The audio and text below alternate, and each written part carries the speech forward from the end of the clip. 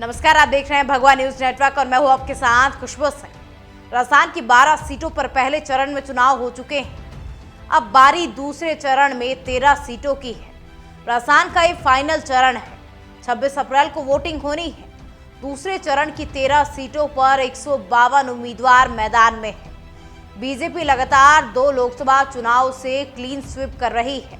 इसके चलते उसके सामने फिर से सभी सीटें जीतने की चुनौती है।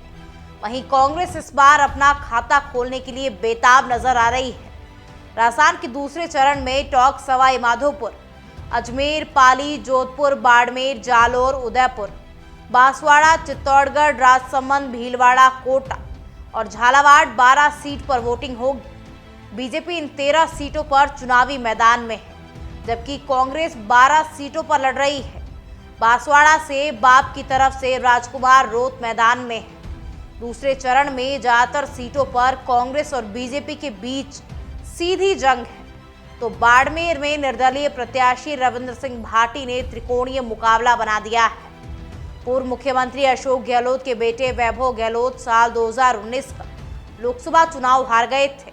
इस बार वैभव को जोधपुर की जगह जालोर सीट से कांग्रेस ने मैदान में उतारा है। वहीं बीजेपी ने लुम्बाराम चौधरी पर भरोसा जताया है। लुम्बाराम चौधरी शुरू से ही बीजेपी के सक्रिय कार्यकर्ता रहे हैं।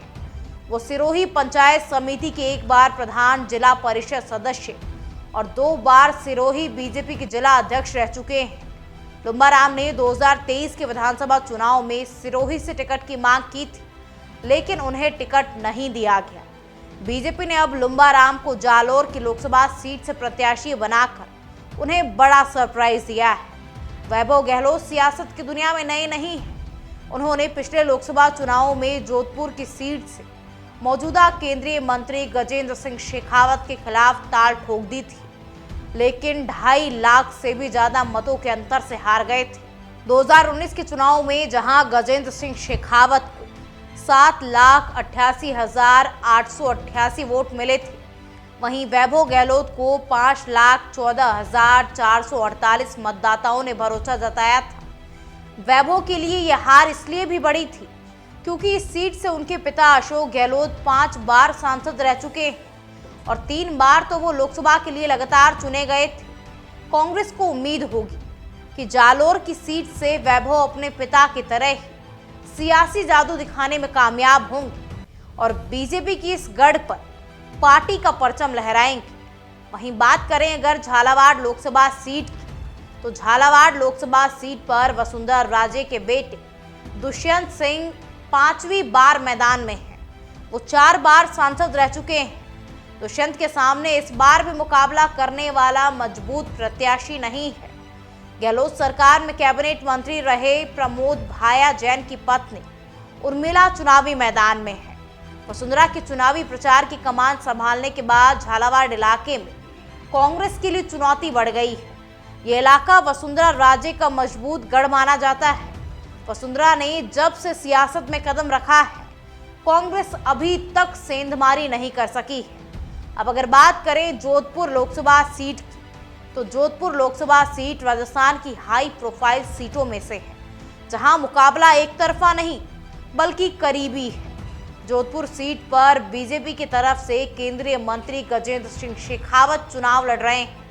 शेखावत यहां से 2014 और 2019 में चुनाव जीत दर्ज कर चुके हैं। पिछली बार उन्होंने पूर्व सीएम अशोक गहलोत के बेटे वैभव गहलोत को हराया था। इस बार कांग्रेस ने यहां से करण सिंह उचारियाड को टिकट दिया है। करण सिंह भी गहलोत की तरह राजपूत समुदाय से आते हैं, जिसके चलते बीजेपी के लिए अब टेंशन बढ़ गई है। गजेंद्र सिंह शेखावत अपनी सीट से बाहर नहीं निकल पा रहे हैं। वहीं चित्तौड़गढ़ लोकसभा सीट पर इस बार सबकी नजर टिकी है। यहां मुकाबला काफी रोचक है। एक तरफ बीजेपी से प्रदेश अध्यक्ष सीपी जोशी चुनावी मैदान में है, तो कांग्रेस से अंजना उदयलाल और बहुजन समाज पार्टी से मेघवाल राधेश्याम मैदान में है। जोशी के सामने गहलोत सरकार के पूर्व मंत्री उदयलाल आंजना के उतरने से कांट की लड़ाई बन गई है। विधानसभा चुनाव से ही चंद्रभान सिंह आक्या के साथ उनकी सियासी अदावत चल रही है और आक्या का टिकट कटने के बाद उन्हें विधानसभा चुनाव में निर्दलीय के रूप में जीत मिली थी। इस तरह समीकरणों से जोशी को भीतर घात का खतरा बना हुआ है।